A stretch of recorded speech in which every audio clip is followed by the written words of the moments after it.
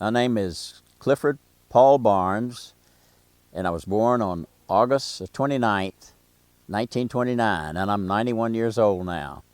Now, I'd like to briefly talk about one of the people that's buried here is my uncle, John Clements Barnes. He was a professor at North Georgia College for almost 50 years. He left the farm in the 1800s and attended North Georgia College.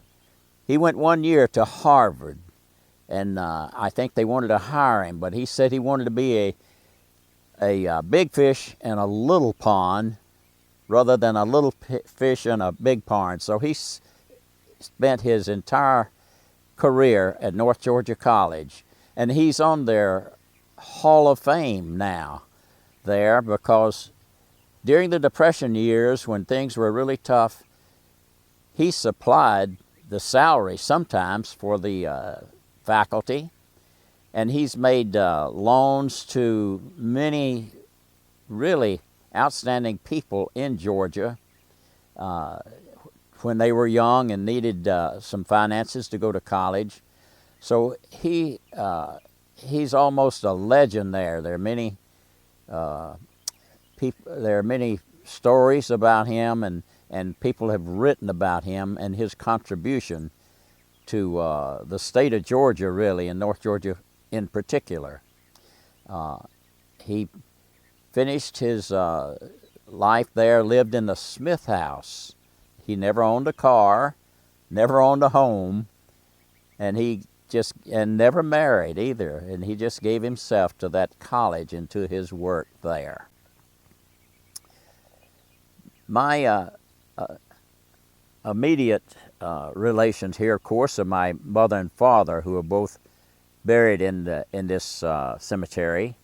And my dad was the youngest of John and Sally's family.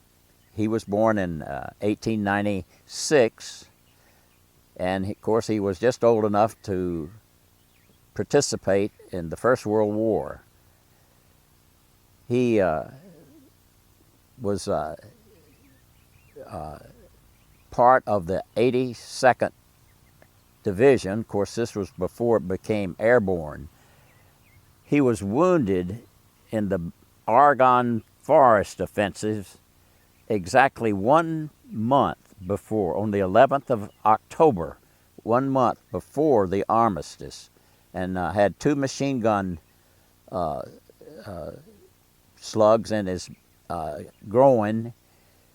And when he was on the battlefield, the medics found him, and the pulse was so low that they thought he was dead, and they put him in the morgue. And he was there, and the stretcher bearers were bringing a body in, and one said to the other, where can we put this one? And my dad rose up and says, you can put him over here. And I think those 2 guys are still running. But my dad inherited the center part of this farm. He farmed, of course, the whole acreage that wasn't in woods, and had cotton and corn and other commodities up until about 1936, when he and his brother formed the Barnes Brothers Dairy that serviced the foundation and the local community with pasteurized milk from about 1936 to about 1950.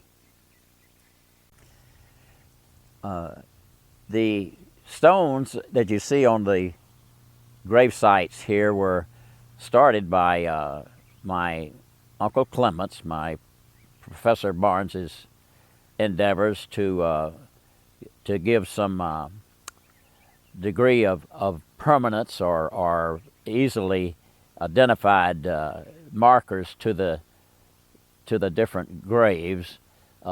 Karen's, my wife's grave, has a term of endearment there.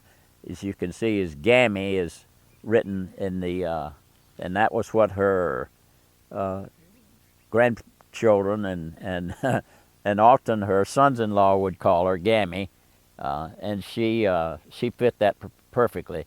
I've already put a stone in, so nobody will have to buy it when I passed on. And I chose to put a emblem on there that represents the pin that the submariners wear. You know, the aviators have wings that they are awarded and that they wear when they have become pilots. And when you become a qualified submariner, there's a submarine pin, and I chose to just put that on there to show my occupation and what I spent my life, my active life, doing.